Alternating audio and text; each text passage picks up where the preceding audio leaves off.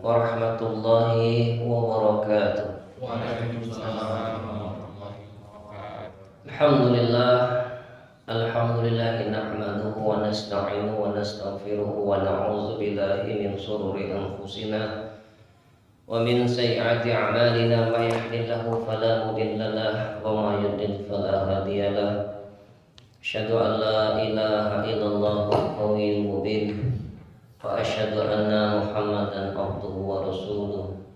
Allahumma shalli wa sallim ala sayyidina Muhammad wa ala alihi wa sahbihi ajma'in. Subhanaka la ilma lana illa ma 'allamtana innaka antal alimul hakim. Rabbi shrah li sadri wa yassir li amri wahlul 'uqdatam min lisani yafqahu qawli. Rabbi zidni 'ilma warzuqni fahma. Amin ya rabbal alamin. Marilah kita sama-sama bersyukur kepada Allah. Dialah Allah yang Maha Kuasa atas segala sesuatu, yang menguasai diri-diri kita, yang menguasai takdir, yang menguasai dari segala apapun bentuk kejadian, yang Maha Penggenggam dari segala kejadian di langit, di bumi, bahkan di alam semesta. Dialah Allah satu-satunya Tuhan kita yang benar-benar mengetahui siapa diri kita yang sebenarnya. Kita tidak bisa berlindung dari penampilan atau topeng yang kita tampilkan. Semua tidak ada yang bisa luput dari pengawasan Allah, dan tidak ada satupun yang tidak disaksikan oleh Allah. Setiap perbuatan kita pasti kelak akan diminta pertanggungjawaban oleh Allah Subhanahu wa Ta'ala. Beriring salam kepada baginda besar Muhammad SAW, kepada keluarga, sahabat, begitu juga pengikutnya yang setia.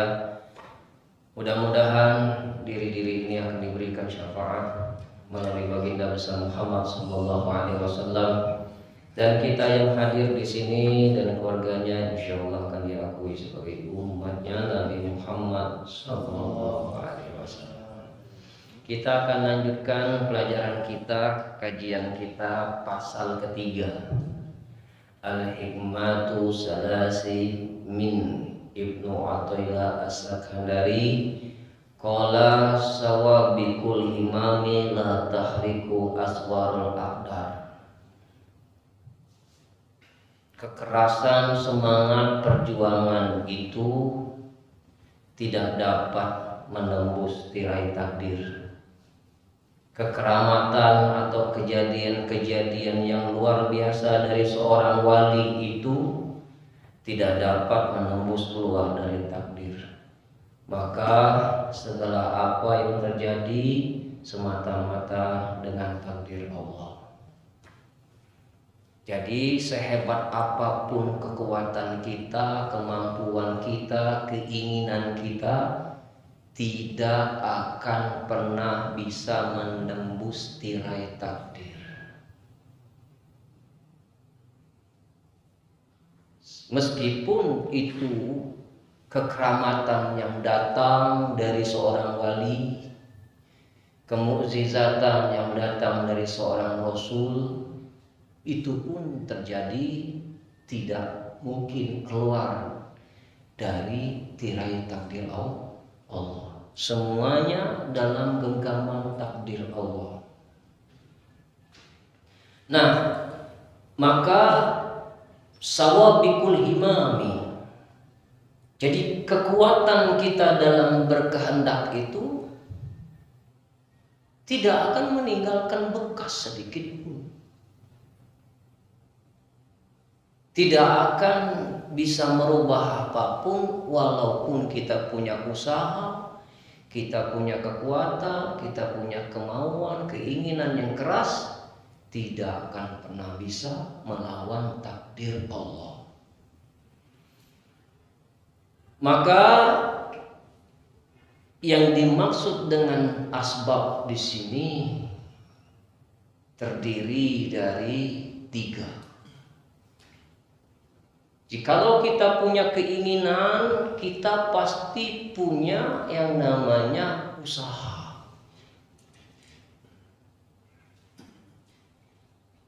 Kemudian doa. Yang ketiga, tawajuh.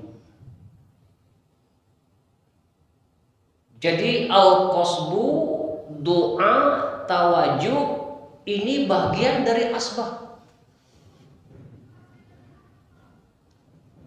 Al-qasbu itu usaha. Doa ya doa. Tawajuh adalah kedekatan diri kita kepada Allah. Ketiga-tiganya itu kita miliki, tidak akan terjadi apabila bertentangan dengan takdir Allah. La yashrikul minha iza ardal aqdar. Semua itu tidak akan terjadi apabila bertentangan dengan takdir Allah. Jadi sehebat apapun al-qasbu kita, usaha kita, sekeras apapun doa kita kepada Allah, sedekat apapun kita kepada Allah, tidak akan pernah terjadi apabila bertentangan dengan takdir Allah. Berarti asbab itu tidak meninggalkan bekas. Al-asbab la tu'asyir. Asbab itu tidak meninggalkan bekas. Asbab tadi terdiri dari al-qasbu, doa, tawajuh. 3. Nah, jadi pertanyaan buat kita, untuk apa kita berusaha? Untuk apa kita berdoa? Dan untuk apa pula kita mendekatkan Allah? Apa gunanya asbab? Kan begitu jadi pertanyaannya. Kalau asbab itu tidak meninggalkan bekas, lalu untuk apa asbab itu? Di kitab ini mengatakan al-asbab khadamul aqdar. Asbab itu pembantu takdir. Jadi bukan penentu takdir. Yang menentukan takdir Allah. Yang membantu terjadinya takdir, datanglah asbab. Ada usaha, ada doa, dan ada tawajuh, kedekatan diri kita kepada Allah. Nah, bisa dipahami sampai sini dulu, Pak. Jadi sehebat apapun doa kita, sehebat apapun usaha kita, sehebat apapun kedekatan kita kepada Allah, bukan menjadi penentu takdir, tapi pembantu takdir. Al-asbab khadamul aqdar. Asbab itu pembantu takdir. Nah, ini yang harus kita pahami, Pak. Kalau hal ini tidak dipahami, kita sering tidak menerima apabila takdir itu tidak berpihak sama kita. Yang timbul dalam diri kita tidak menerima kenyataan. Kalau kita sudah berusaha, kita sudah berdoa, sudah mendekatkan diri kepada Allah, keinginan kita tidak terjadi. Apa yang akan timbul dalam diri kita? Apa yang akan kita rasakan? Kecewa. Betul tidak? Karena kita tidak menyandarkan takdir itu kepada Allah. Kita menyandarkan takdir itu atas usaha kita, atas doa kita, dan atas kedekatan diri kita kepada Allah. Tidak ngaruh. Nah, inilah manfaat kita mengetahui tentang bagaimana cara kerja Allah ke kita ini. Lalu, untuk apa usaha kita dan doa kita, kemudian tawajuh kita? Satu, sebagai pembantu takdir. Kedua, itu ibadah. Dan tidak ada usaha kita, doa kita, kedekatan diri kita itu tidak diperhitungkan oleh Allah. Kalaupun itu asbab yang kita lakukan itu tidak sesuai dengan keinginan kita, tapi semua yang sudah kita lakukan itu dicatat oleh Allah. Jadi kita tidak boleh menyesali apa yang sudah kita lakukan tidak sesuai dengan keinginan kita. Kita harus tetap berlapang dada, karena takdir itu yang menentukan Allah. Dari sini dulu kita pahami biar kita bisa mengikuti pelajaran selanjutnya. Jadi manfaat asbab itu pembantu takdir, bukan penentu takdir. Nah, bagaimana kita memahami asbab itu? Itu yang paling penting. Satu, barang siapa yang mengitikadkan dalam hatinya bahwa asbab itu meninggalkan bekas, maka dia kafir. Saya ulangi lagi. Barang siapa yang mengitikadkan dalam hatinya bahwa asbab itu meninggalkan bekas, maka ia kafir. Saya kasih contoh. Kalau kita sakit kepala, minum Paramek, sembuh. Siapa yang bunuh? Teorinya begitu. Prakteknya kita sering berpikir bahwa yang menyembuhkan sakit kepala itu Paramek, kafir itu. Betul tidak? Kafir itu. Kita berobat ke dokter sembuh, lalu kita mengatakan terima kasih Pak Dokter telah menyembuhkan penyakit anak saya. Kafir. Karena dia mengira bahwa asbab itu meninggalkan bekas. Jadi usaha dokter, usaha kita berobat, usaha kita minum obat tidak meninggalkan bekas. Kita sembuh itu lantaran Allah menghendaki kita sembuh. Kita jadi sembuh dibantu oleh asbab. Dengan apa? Memakan obat. Bisakah orang sakit kepala bisa sembuh tanpa makan obat? Bisa. Jadi yang menyembuhkan itu bukan obat, tapi yang menyembuhkan itu Allah. Obat itu hanya sebatas mengobati, menyembuhkan Allah. Paham Pak? Sampai di sini dulu. Jadi jangan sekali-sekali kita mengatakan, ini paten nih, obat ini paten ini, saya minum sekali minum sembuh. Kafir itu. Kalau sudah tahu ilmu tauhid begini, jangan lagi kita bilang ini ampuh nih. Jangan lagi ingin mengatakan obat ini ampuh. Yang ampuh itu Allah. Yang maha kuasa itu Allah. Yang maha penyembuh itu Allah. Nah, itu yang pertama. Kita ilustrasikan dengan obat tadi. Yang kedua, bagaimana kita memahami asbab itu? Barang siapa yang mengitikadkan dalam hatinya bahwa asbab itu meninggalkan bekas karena Allah memberikan kekuatan kepadanya, maka dia tergolong orang yang fasik. Barang siapa yang mengitikadkan dalam hatinya bahwa asbab itu meninggalkan bekas dikarenakan Allah memberikan kekuatan kepadanya, maka dia tergolong orang yang fasik. Apa contohnya? Pisau.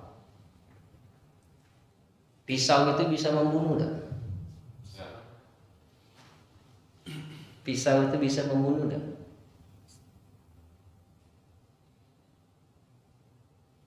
Seadanya saja Pak jawab. Pisau itu bisa membunuh tak? Bisa. Nah, itu yang fasik Pak. Fasik kita. Kalau kita mengatakan bahwa pisau itu bisa membunuh, pasti pisau itu benda mati. Tidak bisa membunuh kalau tidak ada yang menggerakkannya. Ini fasik. Maka diilustrasikan dengan pisau. Pisau itu tidak ada apa-apanya, tidak bisa berbuat apa-apa, tidak bisa meninggalkan bekas. Kalau kita mengatakan pisau itu bisa membunuh karena dipegang oleh seorang penjahat, fasik kita. Pasti.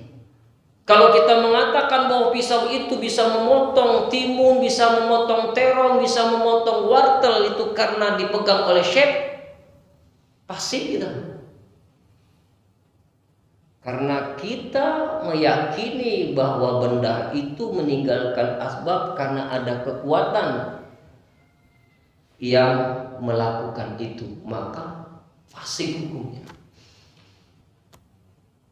Bisa dipahami Pak Syekh? Belum ya? Belum. Saya ulangi lagi. Barang siapa yang mengiktikadkan dalam hatinya bahwa asbab itu meninggalkan bekas karena diberikan kekuatan oleh Allah, maka dia tergolong orang fasik. Oleh Allah. Ya. Jadi benda itu tidak bisa meninggalkan asbab apapun meskipun itu diberikan oleh Allah kekuatan. Maka saya bilang tadi pisau itu bisa membunuh tidak? Kalau kita mengatakan bisa, fasik kita. Yang bisa membunuh itu siapa? Allah, bukan pisaunya. Kita mengatakan lantarannya mati karena pisau. Pada hakikat ilmu ketauhidan tidak ada yang bisa meninggalkan bekas apapun kecuali yang terjadi kehendak Allah. Bisa dipahami Pak Juk? Wa ma tasyauna illa ayyasha Allah rabbul alamin. Tidak ada kalian berkehendak yang terjadi tetap kehendak Allah. Nah, itu cara memahaminya itu. Jadi kita tergolong orang fasik. Yang ketiga, barang siapa yang mengiktikadkan dalam hatinya bahwa asbab itu tidak meninggalkan bekas, tetapi ada asbab musabab, maka dia tergolong orang yang jahil. Saya ulangi lagi. Barang siapa yang mengiktikadkan dalam hatinya bahwa asbab itu tidak meninggalkan bekas, tapi ada asbab musabab, maka dia tergolong orang yang jahil. Jahil itu bodoh. Saya ilustrasikan dengan api. Api tidak selalu bisa membakar, tapi kalau dia membakar jadi hangus. Ada sesuatu yang dibakar tidak bisa hangus. Jadi api itu tidak selalu bisa menghanguskan. Kenapa barang ini jadi hangus? Karena terbakar. Tapi ada juga dibakar tidak hangus. Nabi Ibrahim dibakar dengan kayu tungku setinggi rumah. Dia ditimbun dengan kayu-kayu bakar itu, dibakar dia, bukan malah kebakar. Apa? Kedinginan. Nah, jadi ilmu Allah itu tidak ada sebab musabab.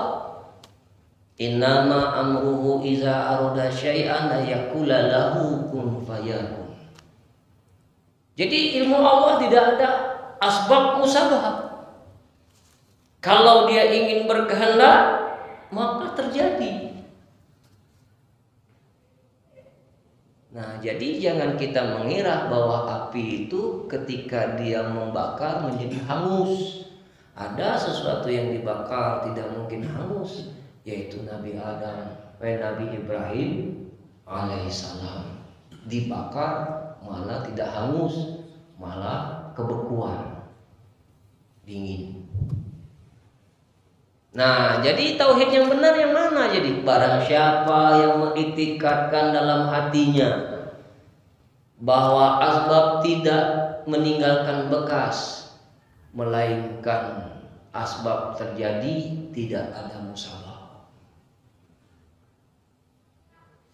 Jadi tidak ada satupun yang bisa meninggalkan bekas dari setiap asbab, dan tidak ada terjadi itu karena musabab. Terjadi semua karena kehendak Allah semata. Itulah orang yang bertauhid. Jadi asbab itu nihil, yang ada hanya Allah. Ya pokoknya diikuti saja Pak kalau belum paham, tapi lama-lama nanti paham.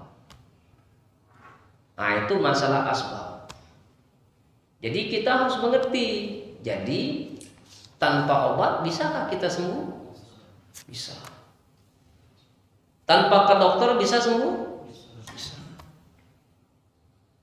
Lalu untuk apa kita ke dokter?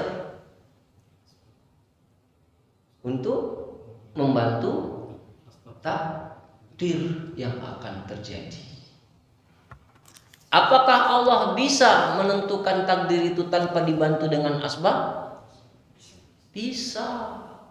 Jadi asbab itu sebagai pembantu takdir, bukan penentu takdir. Nah itu intinya. Itu saja. Jadi tidak pening-pening kita. Pening pala cuman kita harus tahu kronologisnya itu Pak. Kalau nggak tahu kronologis seperti itu ya langsung bubar kita pengajian ini kan.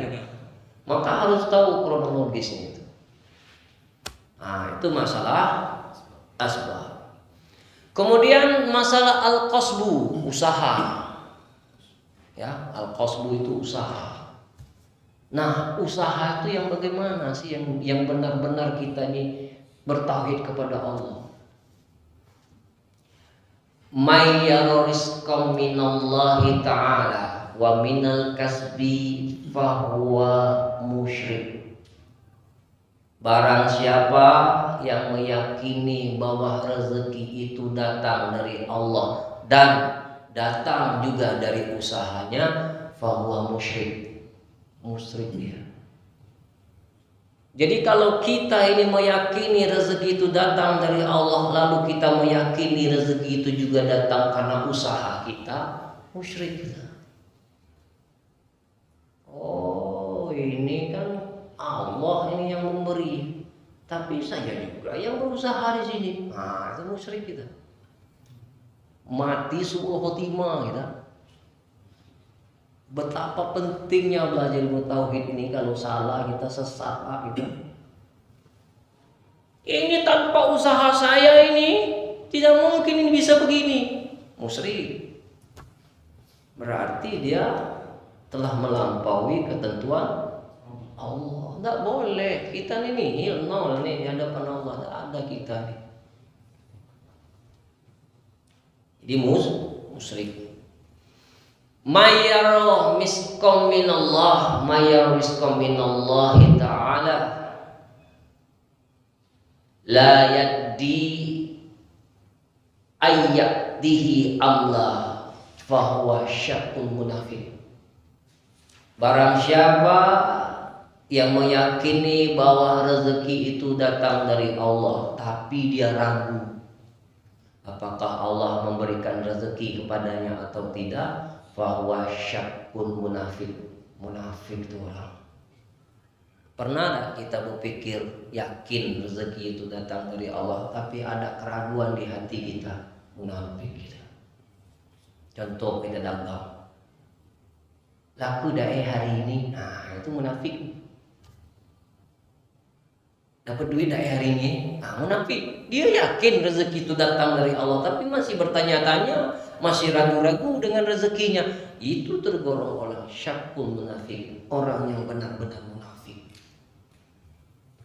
Jadi yang benar apa? Kalau sudah yakin kepada Allah, tidak usah tanya lagi dapat rezeki atau tidak hari ini. Tidak usah.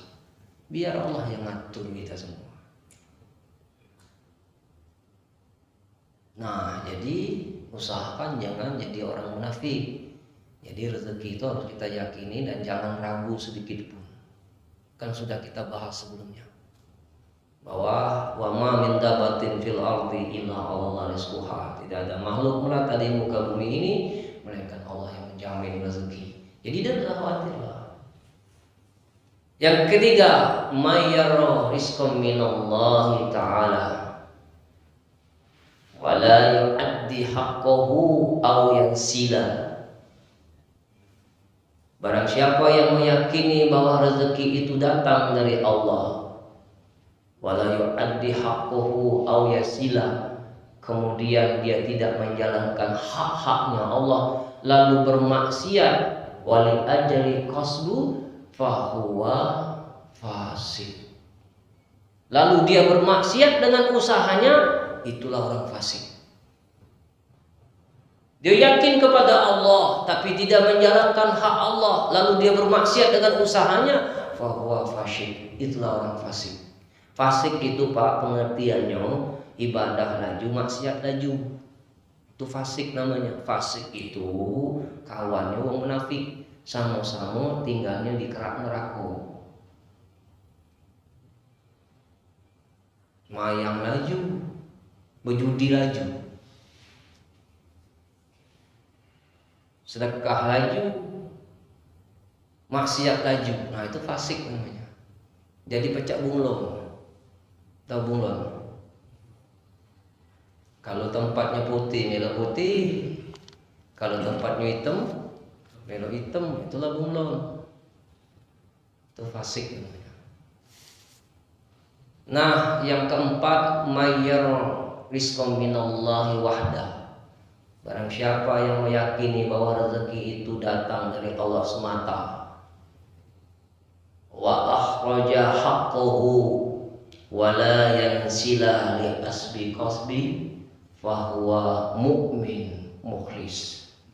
Barang siapa yang meyakini bahwa rezeki itu datang dari Allah semata, lalu dia mengeluarkan di jalan Allah dan tidak bermaksiat dengan usahanya, maka itulah orang yang benar-benar bertauhid kepada Allah. Jadi yakin kepada Allah, satu, bahwa rezeki itu datang dari Allah. Yang kedua, tidak bermaksiat atau mengeluarkan bagian hartanya di jalan Allah, tidak bermaksiat dengan usahanya. Itulah orang yang benar-benar beriman kepada Allah. Nah, kenapa kita harus berbicara masalah al-qasbu? Karena al-qasbu ini sering kita alami dalam kehidupan sehari-hari.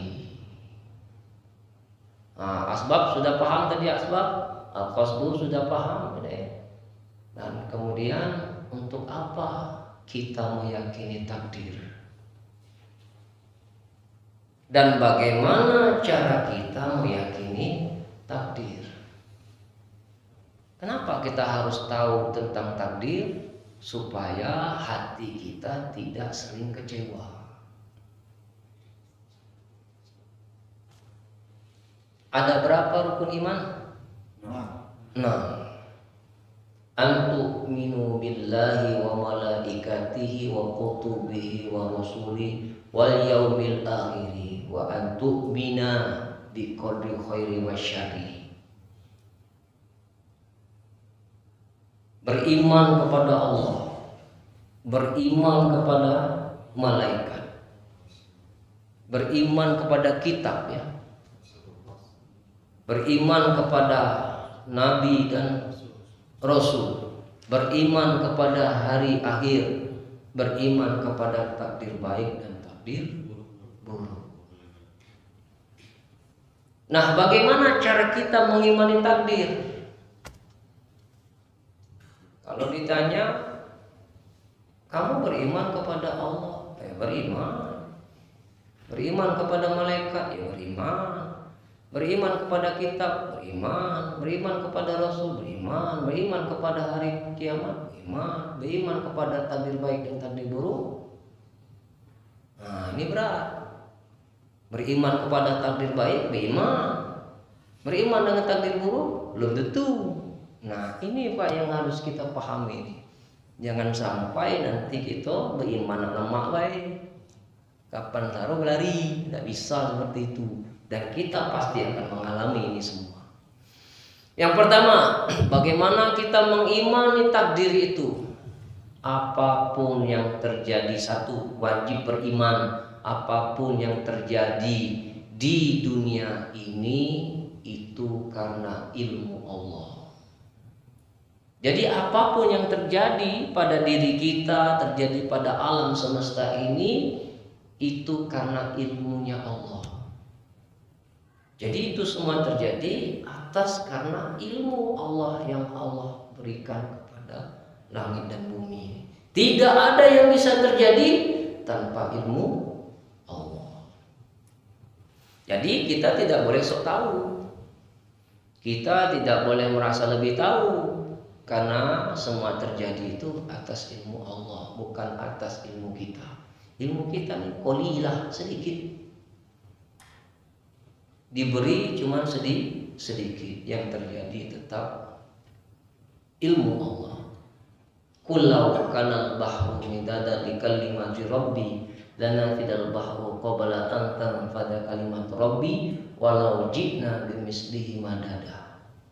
Katakan, apabila lautan ini dijadikan tinta untuk menulis kebesaran Allah, lalu ditambah lagi semisalnya juga untuk menulis kebesaran Allah, tidak akan pernah cukup. Saking besarnya ilmu Allah itu. Ilmu kita ini dibandingkan dengan ilmu Allah, satu tetesan air di tengah lautan. Itu ilmu kita, setetes. Lautan itu ilmu Allah. Ditambah lagi sebanyak itu pula, tidak akan pernah habis untuk mengukir kebesaran, untuk mengukir kekuasaan Allah di langit maupun di bumi. Itu yang pertama. Yang kedua, wajib beriman bahwa Allah lah yang menciptakan setiap perbuatan hamba, baik hamba itu yang beriman, yang kafir, yang buruk, yang baik, itu semua Allah yang menciptakan semua perbuatan. Jadi, nah ini yang harus kita garis bawahi. Kita tidak boleh mencelah. Karena mencelah itu sama seperti kita mencelah Allah. Karena perbuatan baik Allah yang menciptakan. Allah yang menciptakan perbuatan buruk seseorang, mencelah perbuatan itu sama kita mencelah perbuatan Allah. Nabi itu tidak pernah mencela. Semasa hidup dia tidak pernah mencela. Itu Nabi ya. Kenapa? Karena Nabi tahu bagaimana cara mengimani takdir. Maka tidak pernah keluar dari mulut Rasulullah itu mencela.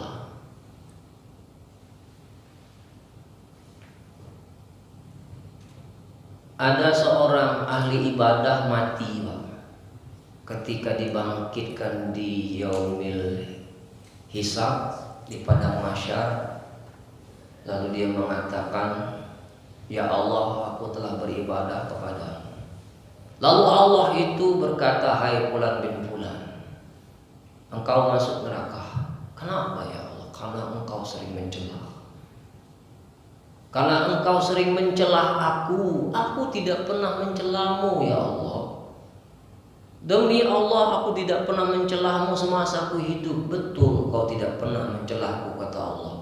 Tapi engkau sering mencelah hamba-hambaku, sama engkau mencelah aku. Masuk neraka. Jadi tidak boleh mencela. Karena Allah yang menciptakan baik dan buruk. Innallaha khalaqa khairu wa syarri. Sesungguhnya Allah itu menciptakan yang baik dan menciptakan yang buruk. Tuba khuluqa khair. Beruntunglah kamu yang diciptakan oleh Allah sebagai orang yang baik. Orang jahat itu tidak mau, Pak, diciptakan jadi orang jahat. Kenapa jadi orang jahat? Karena takdirnya orang jahat. Betul tidak?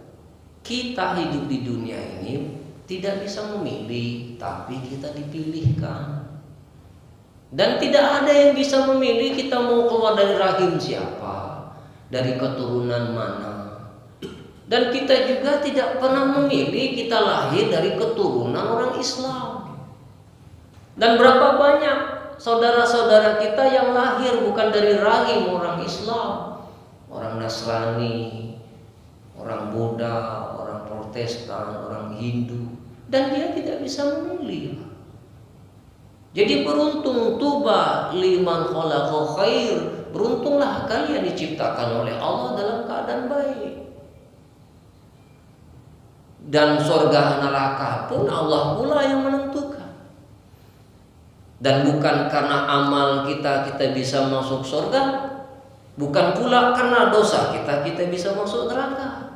Surga neraka yang menentukan itu bukan amal kita, tapi Allah semata ingin menghendaki kita masuk surga atau masuk neraka. Ini Pak yang harus kita pahami. Nah, jadi kita harus yakin bahwa setiap perbuatan hamba itu diciptakan oleh Allah Subhanahu wa Ta'ala. Oke, simpan dulu lah. Kalau misalnya ada pertanyaan, nanti boleh ditanya. Bagaimana kalau begini ya? Tanya. Yang ketiga, ya tiga ya. Nah, yang ketiga, kita wajib beriman bahwa apapun yang menjadi takdir Allah pasti terjadi. Dan apapun yang bukan menjadi takdir Allah mustahil terjadi. Jadi apa yang sudah menjadi takdir Allah pasti terjadi. Tidak ada yang bisa menghalanginya. Kalau Allah ingin menghendaki sesuatu pasti terjadi. Tetapi sebaliknya, apabila Allah tidak menghendaki dan itu bukan menjadi takdirnya, mustahil itu terjadi. Nah, jadi kita wajib beriman tentang itu. Apa yang menjadi takdir kita pasti akan terjadi. Apa yang bukan menjadi takdir kita mustahil terjadi. Nah, yang membuat hidup kita menderita itu kita selalu menginginkan sesuatu yang bukan takdir kita. Awak buntu, nah pengen jadi berduit. Nah ini yang galak stres tuh, ngigau. Ya tidak boleh. Maka Sayyidina Ali mengajarkan kepada kita doa, Allahumma syir qalbi amma saraftahu anni. Ya Allah, palingkan hatiku dari sesuatu yang bukan takdirku. Jadi kalau takdir kita dia pedagang, jadilah pedagang yang jujur. Sama saja, surga juga tempatnya. Asal jujur. Tidak usah mati-matian saya ingin jadi ulama, saya jadi ulama. Tidak dapat itu kalau bukan takdirmu. Orang-orang yang jadi ulama, orang-orang yang jadi ustadz itu dipilih oleh Allah. Seorang ustadz juga sama, kalau jadi ustadz ya jadilah ustadz yang benar, tidak usah jadi pedagang. Buka bisnis ini, bisnis itu, ngikuti umat sehingga umat mau ikut bisnis dia, akhirnya senjata makan tuan. Jamaah nuntut kita, stres ustaz itu. Iza wusidal amru wa ahlihi fantaziri sa'ah, kata Nabi, janganlah engkau memberikan suatu keahlian yang bukan bidangnya, fantaziri sa'ah, tunggulah kehancurannya. Allah tuh sudah mentakdirkan kamu itu baca Quran, baca hadis. Nak buku kotak-katik jual duren. Nak kotak-katik jual duku. Tuhan tidak akan meridhoi kita. Karena takdir kita disuruh oleh Allah, kau belajar hadis, kau belajar Quran. Ajarkan kebenaran itu ke umat. Tidak usah lagi nak mikir ke mana nak jualan duri, nak jual buku. Sudahlah, itu tuh nafsu. Padahal Allah sudah mencukupi hidupnya dengan Allah berikan rezeki untuknya. Masih lagi kemaruk. Tunggu saja kata Allah. Fantazir sama, tunggulah kehancurannya. Badaganglah maju ida, hafalan banyak lupa, jemaah lari. Apa yang didapat? Badagang tidak maju, pengajian bubar. Orang tidak percaya lagi sama kita. Karena apa? Yang ada di pikirannya itu dunia. Nah, jadi kita harus yakin ke Allah. Tidak usah kita iri dengan takdir orang. Sudah saya ini ditakdirkan oleh Allah jadi pegawai, ya jadilah pegawai yang jujur. Tidak usah neko-neko. Saya ini ditakdirkan oleh Allah jadi pedagang. Jadilah pedagang yang jujur. Ya Allah, sekarang episode saya ditakdirkan oleh Allah jadi marbot. Jadilah marbot yang benar-benar marbot yang jujur. Marbot yang hanya bergantung kepada Allah dan bersandar kepada Allah. Saya ditakdirkan oleh Allah menjadi orang penyampai kebenaran, mubalik. Jadilah mubalik yang ikhlas. Jangan dikit-dikit nak duit, dikit-dikit nak duit, nak bertarif, masang tarif, tak boleh. Haram. Tidak boleh. Ngajar saja. Rezeki biar Allah yang atur. Tidak usah ngarep-ngarep. Sedikit saja kita berharap kepada makhluk. Kalau dalam ilmu tauhidnya syirik gitu. Tidak boleh. Tapi kalau rezeki itu datang jangan ditolak. Rezeki dari Allah. Sombong pula kita. Ada orang kasih kita tolak, sombong kita Pak. Tidak boleh. Kita namanya munafik, tidak boleh. Terima kasih. Alhamdulillah. Mudah-mudahan amalnya panjang. Nah, yang keempat adalah kita harus wajib beriman dengan ketentuan yang Allah tentukan dalam hidup kita. Jadi harus ridho apa yang Allah tentukan terhadap diri kita ini. Lalu sekuat tenaga untuk memperbaikinya agar hidup kita lebih baik. Nah, apa yang bakal terjadi pada diri kita ini? 4. 1. Allah pasti menakdirkan kita selalu ingin berbuat baik. Pasti Pak, kita ini punya takdir pernah berbuat baik, ketaatan. Betul? Bagaimana kebaikan yang kita lakukan itu yang Allah takdirkan dalam hidup kita supaya diterima oleh Allah? Ikhlas. Jadi kebaikan itu supaya diterima oleh Allah, gandengannya adalah ikhlas. Berbuat baik tidak ikhlas, tidak sampai ke Allah. Itu yang pertama, takdir yang terjadi pada diri kita adalah kebaikan. Yang kedua, takdir yang terjadi pada diri kita adalah dosa. Pernah buat dosa kita? Pasti. Kullu abani adama khata'un fa khairu khata'ina tawwabun. Setiap manusia pasti pernah berbuat dosa. Sebaik-baik manusia yang berbuat dosa bertobat. Jadi dosa itu gandengannya adalah tobat. Jadi kalau kita sering berbuat salah, sering berbuat dosa, perbaiki dengan apa? Dengan tobat. Kebaikan tadi perbaiki dengan ikhlas, dosa perbaiki dengan tobat. Betul? Yang ketiga, kita pasti pernah diberikan takdir oleh Allah nikmat. Pasti kita pernah merasakan nikmat ini.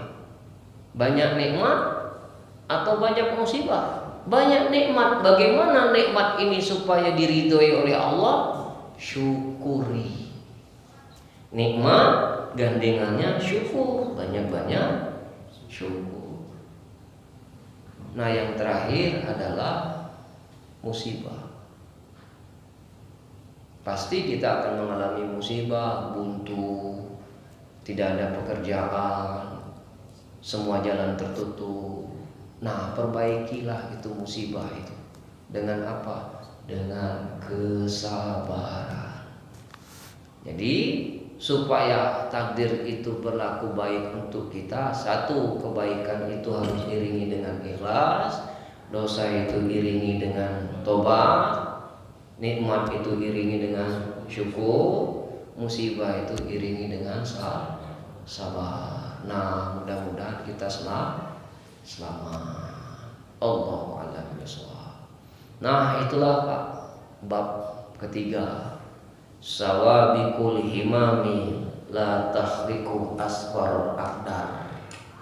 Sekuat apapun perjuanganmu, tekadmu untuk menembus sesuatu, tidak akan terjadi apabila keluar dari ketentuan Allah. Yang terjadi tetap kehendak Allah. Nah, itulah Pak yang bisa disampaikan. Kalau sekiranya ada yang mau ditanya atau mungkin ada yang ragu-ragu, silakan. Ya, silakan Pak Jul.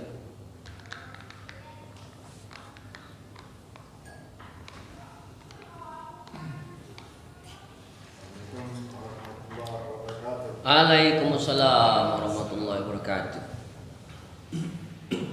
Ustaz, tadi sepintas yang saya tangkap bahwa kita itu sudah ditakdirkan untuk menjadi baik dan ditakdirkan juga untuk menjadi tidak baik. Awalnya, pintas yang saya tangkap. Jadi menurut saya gini Pak, ketika kita dilahirkan ke dunia ini, kata Allah seperti disebut orang bahwa kita seorang bayi itu lahir seperti beras putih Pak. Di mana orang tuanya yang bikin coret di atas kertas itu Pak. Nah, kembali ke takdir tadi, bagaimana menurut Pak Ustaz? Kalau kita memang sudah ditakdirkan, kita menjadi baik, dan atau kita sebaliknya ditakdirkan menjadi tidak baik. Nah, yang satu itu Pak Ustaz ya. Kedua, yang masalah jahil tadi Pak, sebab musabab tadi, bahwa ketentuan Allah tadi, takdir Allah itu tadi tidak berlaku dengan sebab musabab yang kita lakukan di atas dunia ini. Ada aksi tanpa ataupun dengan reaksi. Kalau kita beraksi, kita mendapat reaksi. Ada sebab, ada akibat ya. Dengan adanya kita usaha tadi. Jadi sampai mana saya agak ini Pak, agak rancu memikirkan hal-hal macam ini. Iya. Sedangkan Allah kan sudah menciptakan kita di atas dunia ini secara sebab akibat. Kalau kita usaha, kita akan mendapatkan apa yang kita sudah ciptakan dengan usaha yang sesuai dengan apa yang kita mampu. Atau selanjutnya, ya begitu. Apa Allah tidak melepaskan kita dengan sunatullah yang ada di atas dunia ini, diberi kebebasan kita untuk melakukan sesuatu, bahwa kita ada sebab karena usaha, kita ada hasil karena kita berpikir tentang inilah hasilnya. Atau Allah tidak melepas dengan itu satu hukum itu. Saya kira maksudnya bertanya saya. Iya nyambung. Susah nyampaikannya. Iya, tidak apa-apa Pak. Kalau ada keraguan-keraguan itu tidak apa-apa, curahkan saja. Iya. Nah, selanjutnya kan baik kita di dunia ataupun dari agama, kita kan dikasih pelajaran seperti ini. Dengan kita untuk mendapatkan dunia ini, bekerja di atas dunia ini semampu kita. Nah, kalau kita semuanya kembalikan kepada takdir Allah, yang takdir Allah itu sendiri kita tidak pernah tahu. Iya. Takdir Allah itu kepada kita nggak pernah tahu sebelum itu terjadi. Iya betul. Nah, kira-kira begitu. Pertanyaan saya agak susah nyampe ini Pak. Kira-kira Pak Ustaz nyambung nggak kira-kira? Nyambung. Iya. Ya, saya akan menanggapi itu. Memang bayi itu lahir dalam keadaan fitrah. Kullu mauludi 'alal fitrah. Setiap yang lahir itu fitrah. Orang tuanya lah yang majusikannya, menasranikannya, dan meyahudikannya. Betul kan? Nah, bagaimana dengan kita mengimani tentang takdir? Padahal dia ditakdirkan oleh Allah jadi orang baik, tapi keadaan keluarganya tidak menentukan bakal jadi orang baik. Betul tidak? Begitu maksudnya kan? Nah, kenapa ini bisa begitu? Jadi keadaan yang Allah ciptakan di dunia ini itu tidak akan mempengaruhi takdirnya Allah. Kalau takdirnya orang itu baik, sesesat apapun lingkungan yang ada di sekitarnya, itu tidak akan mempengaruhinya. Karena Allah mentakdirkan ini anak pasti jadi orang baik, takdirnya orang baik. Maka apapun yang terjadi dalam keadaan apapun yang berada di dekatnya tidak akan mempengaruhinya dan tidak akan membuat dia jadi orang buruk. Allah kuatkan imannya, Allah bersihkan hatinya, Allah jaga dirinya sehingga dia tidak berbuat buruk. Walau keluarganya adalah keluarga yang mungkin dianggap kurang baik untuk jadi orang baik. Nah, itu yang pertama. Jadi jikalau takdir itu terjadi, apapun keadaan yang ada pada diri kita tidak akan bisa menghalangi takdir Allah. Contoh, saya kasih contoh nih. Sering kalau saya sampaikan, takdirnya orang kaya awalnya nih, tapi ketika lahir di dunia tidak bekerja. Bisa kaya kan? Bisa. Bisa. Dengan apa dia bisa kaya? Ditakdirkan dia lahir dari keluarga orang kaya. Banyak harta warisan yang ditinggalkan. Tanpa dia kerja, 7 turunan harta sudah habis-habis. Ini takdir yang berlaku. Sebaliknya, kalau takdirnya buntu sepanjangan, melarat sepanjangan, walau dia lahir dari orang kaya, ujung-ujungnya pasti melarat. Harta yang dia miliki, yang ditinggalkan oleh orang tuanya, habis dia poya-poyakan. Dia tidak bisa menjaga harta itu, akhirnya habis, akhirnya jatuh miskin. Jadi takdir Allah itu prioritas bakal terjadi, keadaan itu ngiring untuk membantu takdir Allah. Jadi ngiring Pak. Jadi yang terjadi itu tetap takdir Allah, bukan keadaan. Meskipun kita tidak tahu apa yang akan terjadi di masa yang akan datang. Contoh tadi Pak Jul tadi mengatakan, ya kita ini harus berusaha dong sehingga mendapatkan hasil. Perjuangan tidak akan mengingkari hasil. Nah, ada kan peribahasa mengatakan seperti itu. Ya, perjuangan, pengorbanan tidak akan mengkhianati hasil. Betul tidak? Nah, memang benar, innallaha la yughayyiru biqaumin hatta yughayyiru bi anfusihim. Allah sudah jelaskan Ar-Ra'd ayat 11 itu. Allah tidak akan merubah nasib suatu kaum apabila kaum itu tidak merubah nasibnya sendiri. Itu asbab musabab, betul. Itu sunnatullah. Yang terjadi tetap kehendak Allah. Nah, ini kita memahaminya itu bukan keadaan yang terjadi mengingkari sunnah, tapi hati kita lebih meyakini yang terjadi tetap kehendak Allah. Jadi kita ngomong sama orang awam, jangan bilang ini semua takdir dari Allah. Bukan. Ini cara pemahaman kita. Tapi cara dalam kehidupan kita untuk melakoni hidup ini, jangan tinggalkan sunnatullah. Sakit berobat, ada katik gawi ngelamar, betul? Itu sunnatullah. Nabi pun bersunnatullah. Ketika Nabi punya seekor kuda yang bagus, Nabi tidak melepaskan kuda itu tanpa diikat oleh Nabi supaya selamat dan tidak dicuri orang. Nabi, kalau Nabi memang benar-benar tidak melaksanakan sunnatullahnya, parkir kuda sembarangan saja, sudahlah acara Tuhan. Tidak begitu kan? Nah, tapi di sini konteksnya memahami itu. Jadi jangan bertuhan kepada ikhtiar, jangan bertuhan kepada usaha, jangan bertuhan dengan doa, jangan bertuhan pada kedekatan diri kita kepada Allah. Bertuhanlah kepada Allah semata. Nah, ini yang namanya tauhid. Jadi yang namanya tauhid itu tidak ada satupun yang mendampinginya, yang mengikutinya, yang mempengaruhinya kecuali Allah. Nah, gitu Pak cara memahaminya itu. Jadi kita yakin supaya kita tidak cenderung banyak kecewa. Kenapa kita sering kecewa? Karena kita sering mentuhankan selain Allah.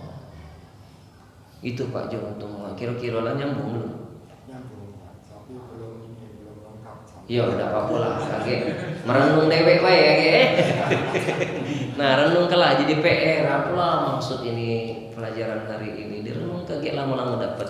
Kalau misalnya ada penemuan-penemuan hati, ikhwal yang terjadi di hati, cerita pada Bapak. Pak Ustadz kemarin kita membahas masalah takdir. Saya mendapatkan penemuan ini. Nah, cerita Bapak. Adakah penyimpangan di situ? Kalau tidak ada penyimpangan di situ, lanjut. Tapi kalau ada penyimpangan di situ, langsung di-cut.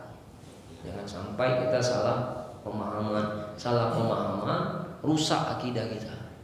Ini yang bahaya dari ilmu tauhid ini. Ganti yang lain lagi sedikit Pak. Iya silakan. Tadi agak di PR dulu. Iya di PR dulu. Taruh penjelas ini. Jadi ketika kita dalam satu bertindak dalam action di atas dunia ini, kita itu bekerja atau kita berusaha itu kapan kita mengetahui bahwa usaha itu merupakan takdir Allah? Kapan itu? Di saat yang bagaimana?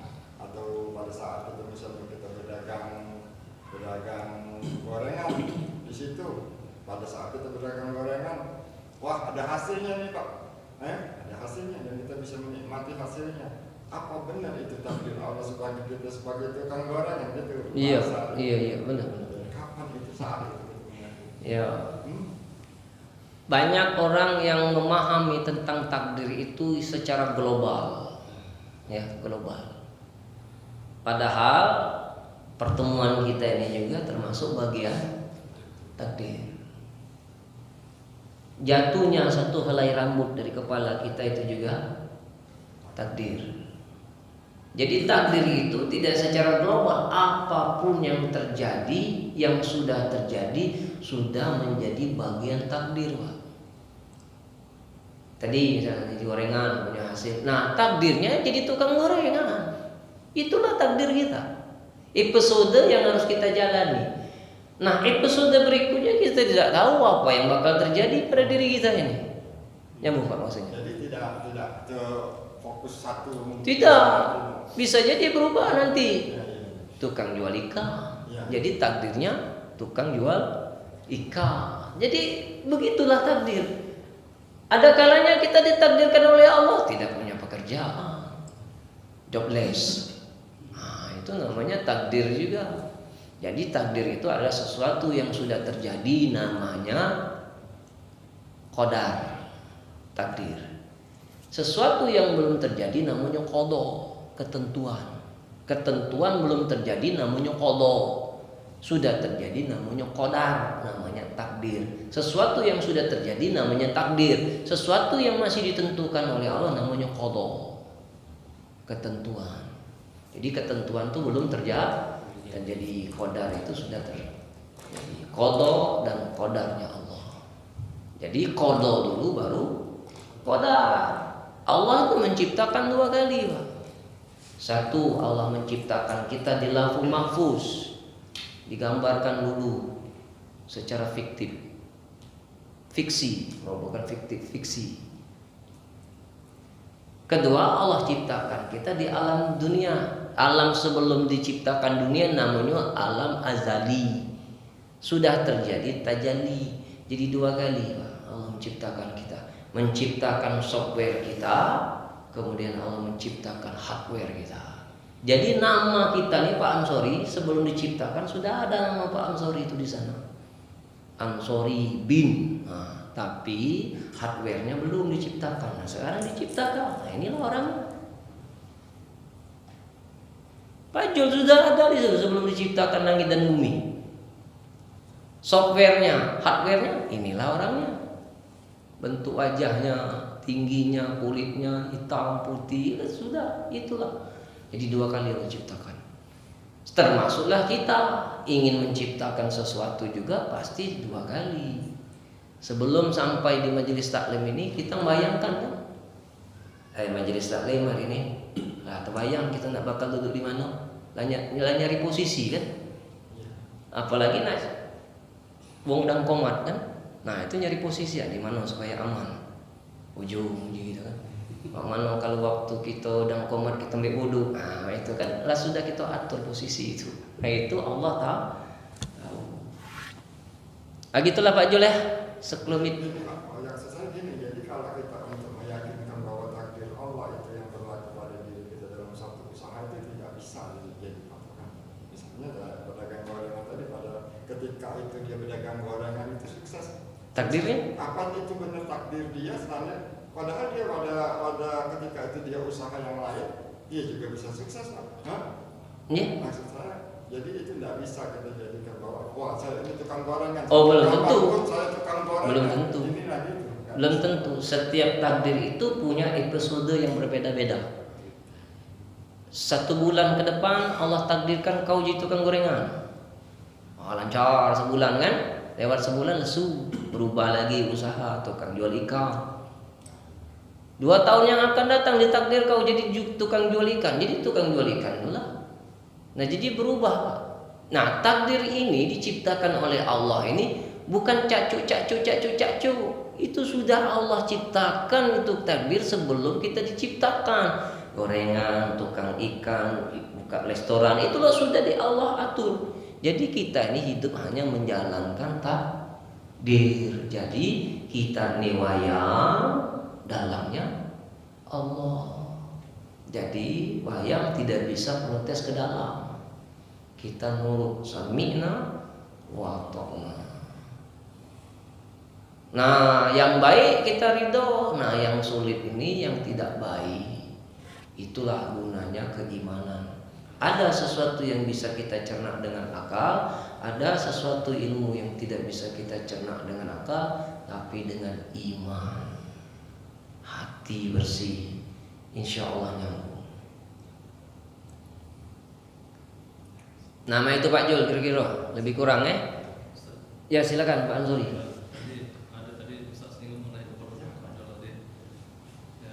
Iya, pakai mic. Assalamualaikum warahmatullahi wabarakatuh. Waalaikumsalam warahmatullahi wabarakatuh. Ya, tadi ada Ustaz membahas mengenai qada dan qadar. Nah, ini ini Pak penjelasan Ustaz.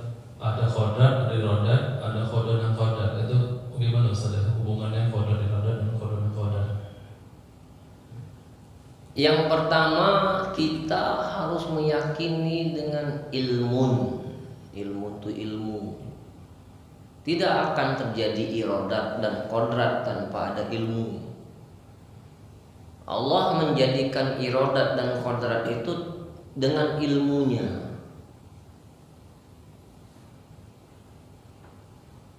Ilmu, maka tingkat keyakinan itu ada 3. Ilmu yakin, ainul yakin, hakul yakin.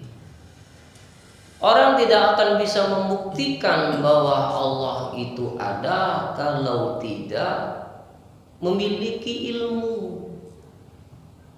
Bagaimana mungkin kita bisa mengenal Tuhan tanpa ilmu?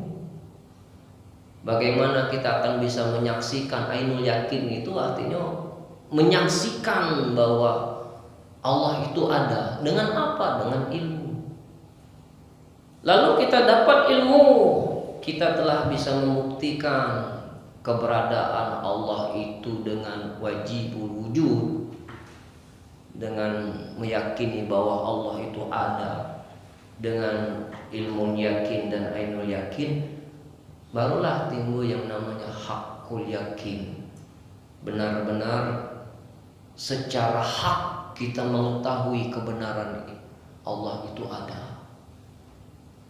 Nah, ilmu iradat kodrat itu sama seperti ini. Orang tidak bisa berbuat itu karena satu, karena tidak tahu. Kenapa kamu tidak sholat? Sholat itu berdosa kalau ditinggal. Oh, tinggalkan sholat dosa masuk neraka. Aku baru tahu. Jadi kita tidak boleh memvonis orang yang tidak berbuat itu satu karena tidak tahu. Berjudi ini haram. Oh, haram. Saya tidak tahu ini haram. Satu, itu ilmu. Yang kedua, dia sudah tahu tapi tidak mampu. Iradat itu kekuatan. Iradat itu adalah kemampuan. Jadi dia sudah tahu bahwa judi itu haram, tapi belum mampu untuk meninggalkan judi. Tidak mampu meninggalkan judi. Dia sudah tahu bahwa ilmunya bahwa judi itu haram, kemudian dia sudah tahu tapi belum mampu meninggalkannya. Nah, yang ketiga adalah kemauan, kehendak. Kodrat itu kehendak. Dia sudah tahu bahwa judi itu haram. Dia sudah mampu untuk meninggalkan itu judi, tapi belum mau. Terjadi tidak itu? Tidak terjadi, Pak. Sama kita naik mobil, kita tahu teorinya. Yang di sebelah kanan rem, di tengah kopling, di sebelah kiri gas. Tahu teori, tapi tidak mampu, Pak. Jalan tidak mobil tuh. Tahu teori, tapi tak mampu jalan tidak mobil tuh. Tidak jalan. Dia sudah tahu, dia sudah mampu dia bawa mobil, tapi tidak mau jalan tidak mobil tuh. Tidak jalan pula. Atau dibalik, dia mau, dia mampu, tapi tak punya ilmunya, teorinya menjalankan mobil, jalan tidak mobil tuh. Tidak jalan pula. Atau dibalik, dia punya ilmu, dia punya kemauan, tapi tak mampu, jalan tidak mobil tuh. Tidak jalan.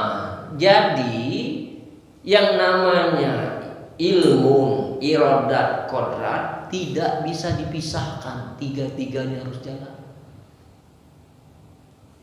Nah, jadi berkaitan dengan takdir.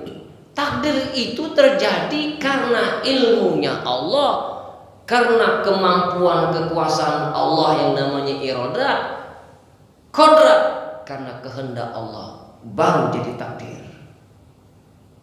Nyambung Pak Ansori kira-kira.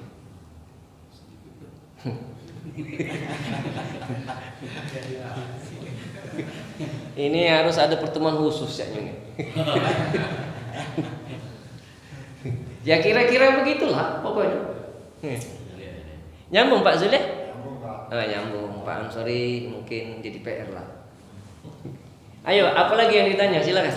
Jadi kodrat dan iradat itu akan berdampak ke takdir kodrat dan qadar.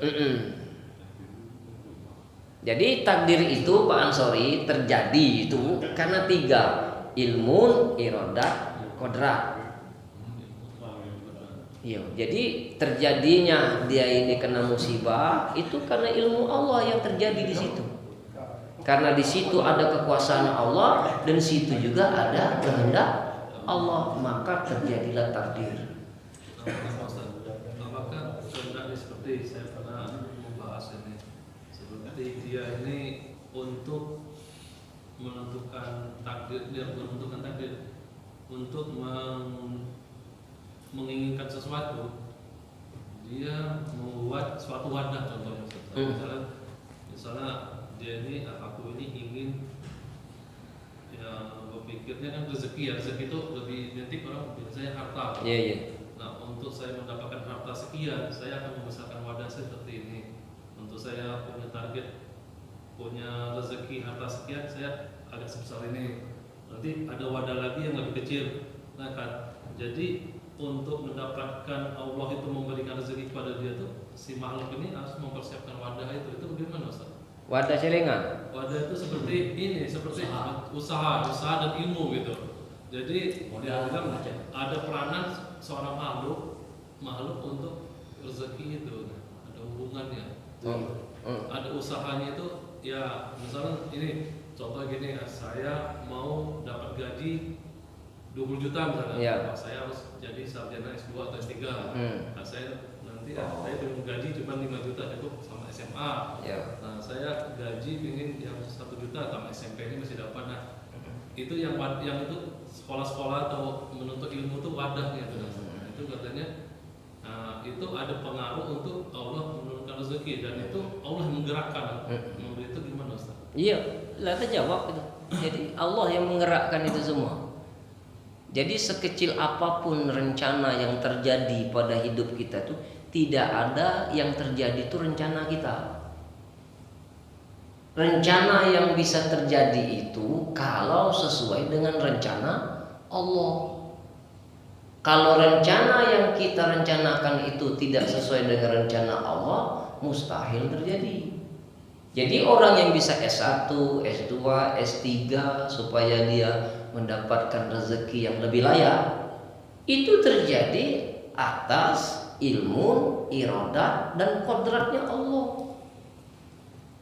Jadi apapun rencana kita, Bapak-bapak, kalau tidak sesuai dengan rencana Allah, tidak terjadi, Pak.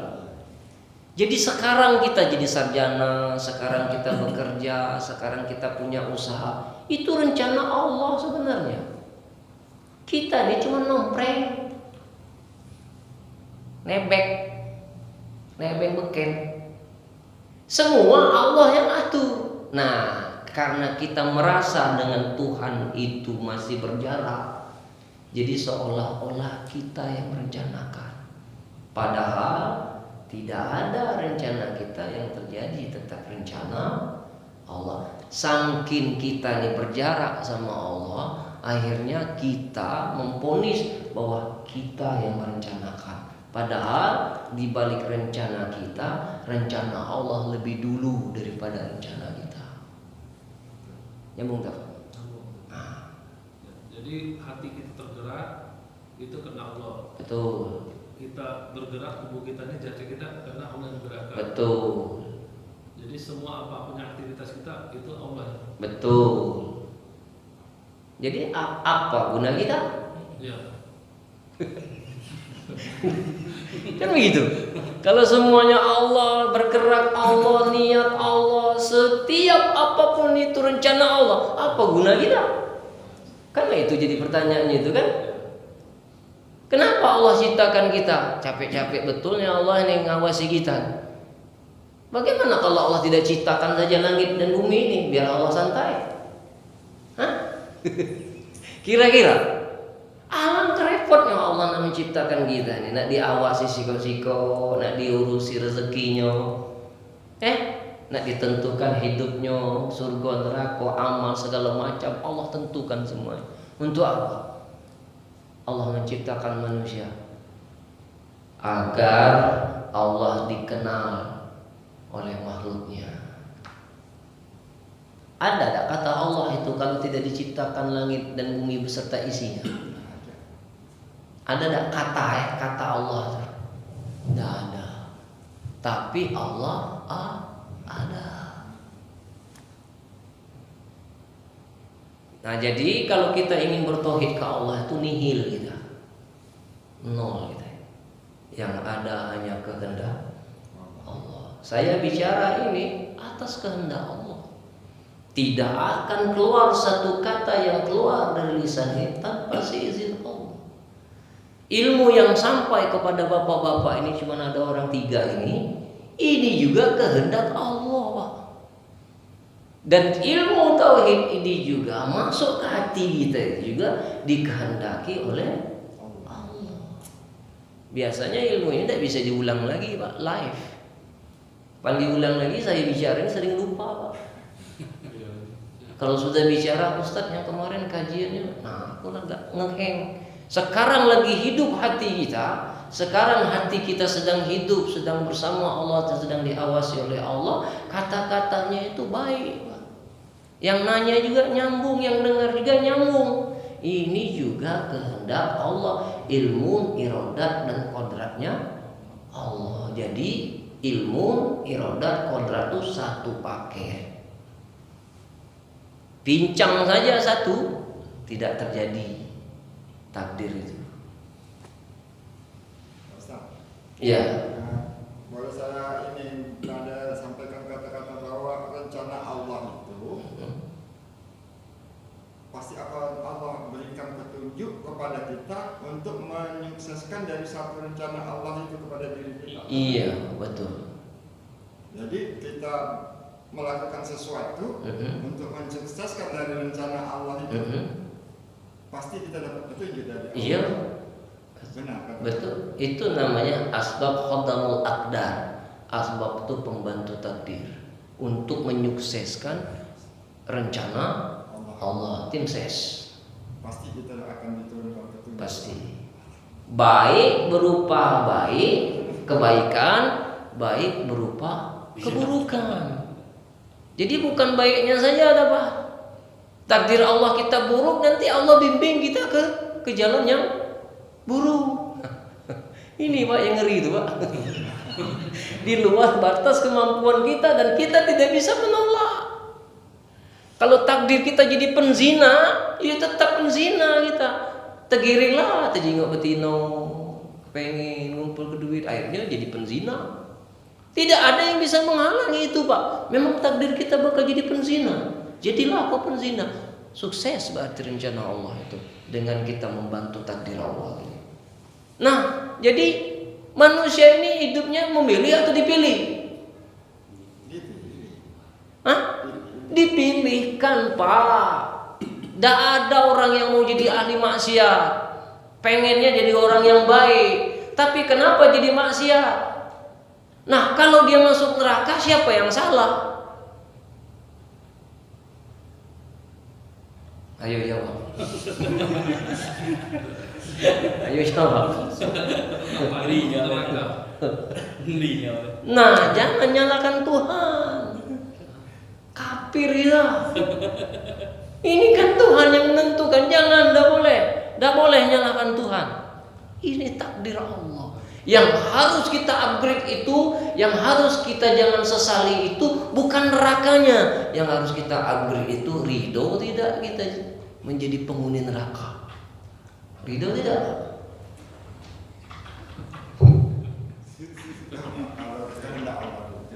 Harus ridho.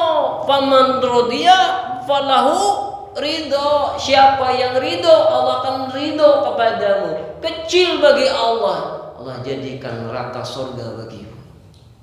Tapi ingat kuncinya, ridho. Makom yang tertinggi itu ridho, Pak. Jadi kalau seandainya nanti kita mati su'ul khotimah, kata gambar neraka, ridho, Pak. Jangan tidak ridho.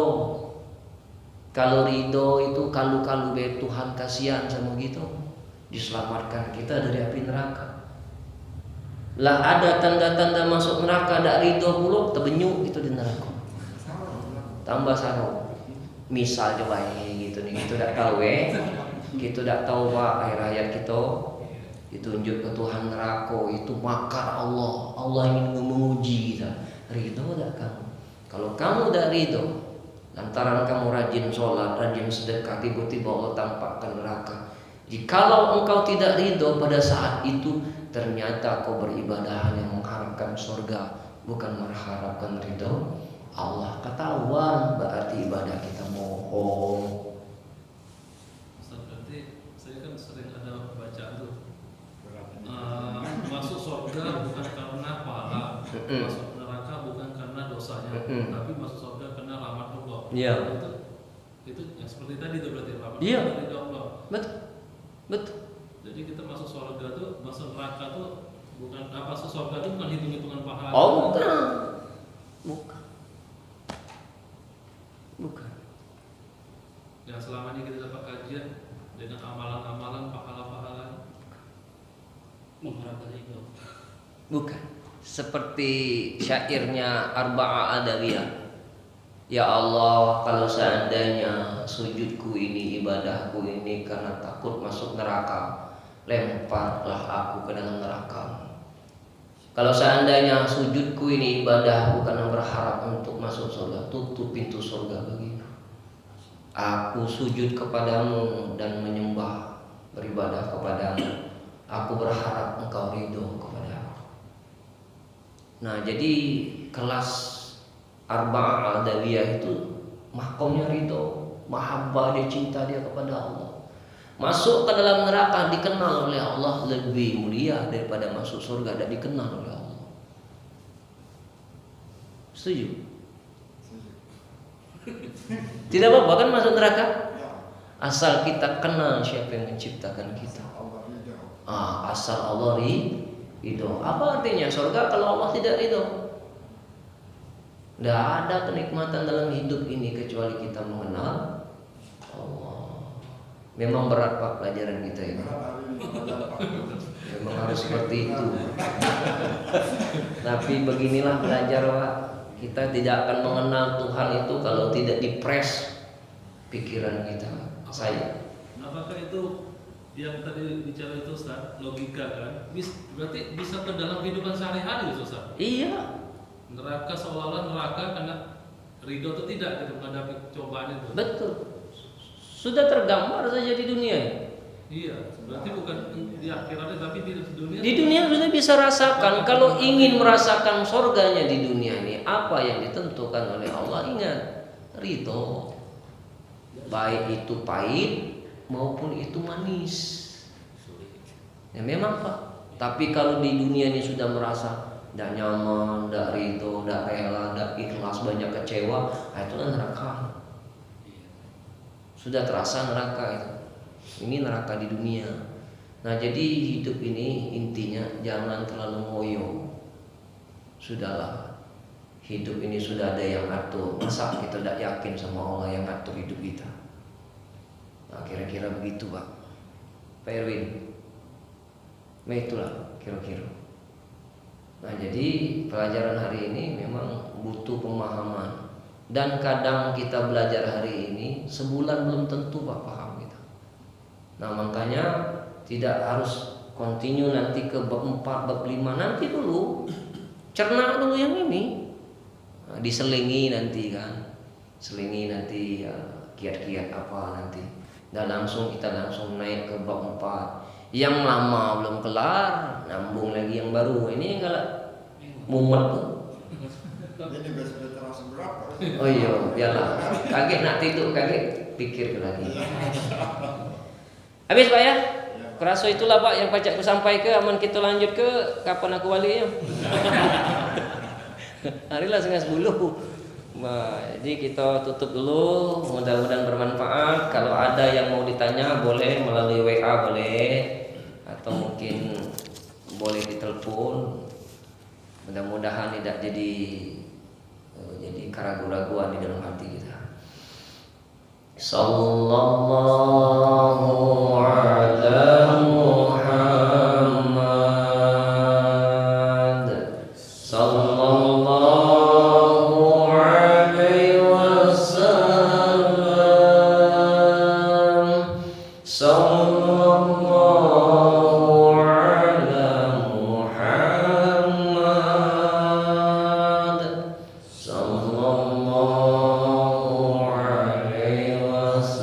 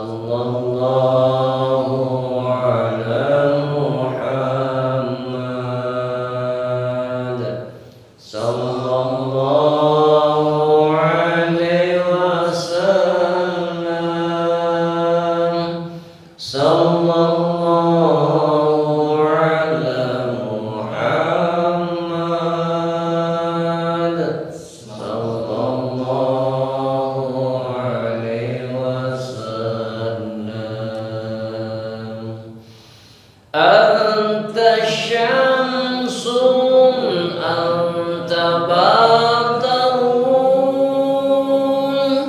أنت نور فوق نوري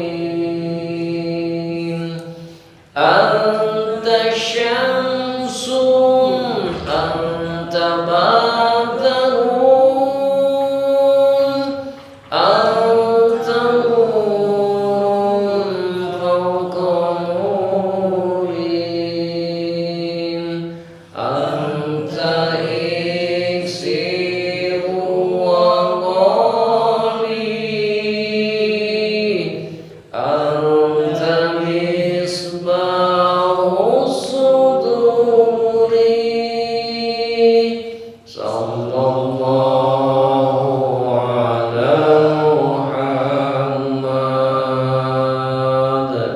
صلى الله عليه وسلم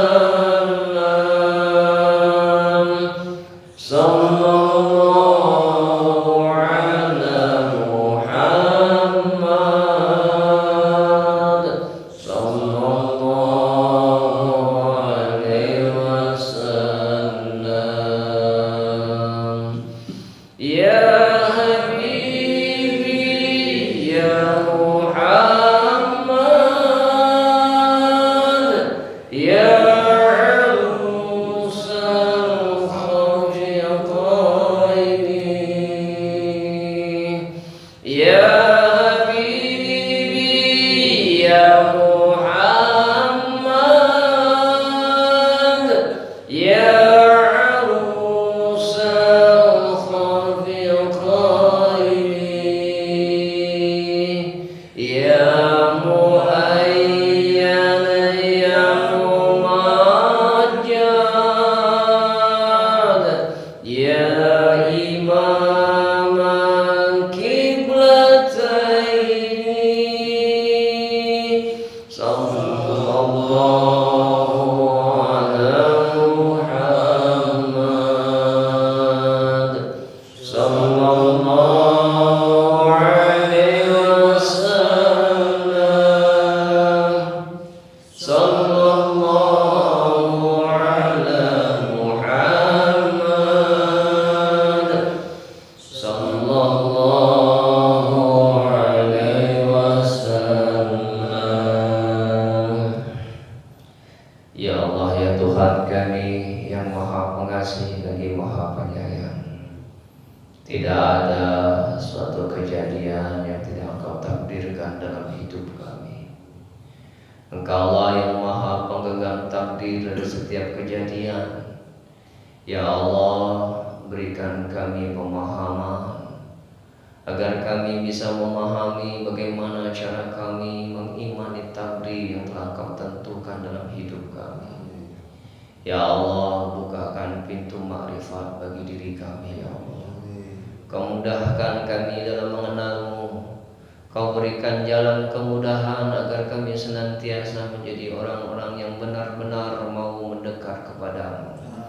Ya Allah, ya Tuhan kami, jadikan hari-hari kami menjadi hari-hari yang tidak pernah bisa melupakan walau sesaat. Dan karuniakanlah kepada kami hari-hari yang indah hidup bersama-Mu. Ya Allah, kami adalah makhluk yang dhaif, yang lemah, yang fakir, yang tidak punya apa-apa. Ya Allah, bimbing kami, ya Allah.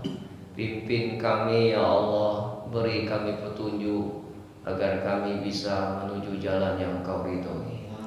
Ya Allah, matikan kami siapapun yang hadir di sini bersama keluarga yang kami cintai. Kau matikan kami dalam keadaan husnul khatimah, yang Kau berikan hati kami penuh dengan keridhaan, agar kami senantiasa meridhoi apa yang Kau takdirkan dalam hidup kami. Ya Allah, ya Tuhan kami, selamatkan ibu bapak kami, ya Allah. Mereka lah orang yang paling berjasa dalam hidup kami. Mereka lah yang bisa membuat kami menjadi hidup seperti ini, ya Allah. Mereka lah yang jasanya yang paling banyak, sehingga pada saat ini kami menjadi orang yang sukses di dunia maupun di akhirat. Ya Allah, ampuni dosa ibu bapak kami ya Allah. Sampaikan salam rindu kami kepada mereka yang telah lebih dulu meninggalkan kami. Jadikanlah doa-doa kami ini sebagai penerang kubur. Kau ringankan siksa kuburnya. Kau tempatkan mereka di sisimu yang paling mulia. Ya Allah, bagi orang tua yang masih hidup, berkahi umurnya ya Allah. Jadikan sisa umurnya Engkau berikan keberkahan yang banyak bagi diri mereka. Ya Allah, matikanlah mereka dalam keadaan husnul khatimah.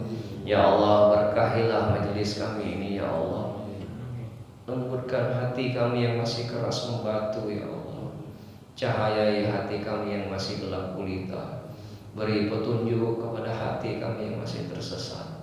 Ya Allah, ya Tuhan kami, jadikan tempat ini salah satu tempat yang Kau sukai, yang Kau ijabah doa-doa kami, yang Kau lancarkan segala urusan kami, yang Kau lapangkan kami dalam kesempitan, yang Kau tentramkan hati kami dalam keadaan gundah gulana.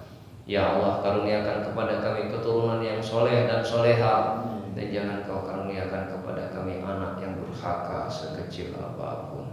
Rabbana atina fid dunya hasanah wa fil akhirati hasanah wa qina azabannar. Sallallahu ala sayyidina Muhammadin nabi ummi wa ala alihi wa sahbihi wasallam. Allazi da'wahu biha subhanakallahumma wa ta'ala biha salam wa akhir da'wahum alhamdulillahi rabbil alamin. Taqabbalallahu minna wa minkum. Alhamdulillah.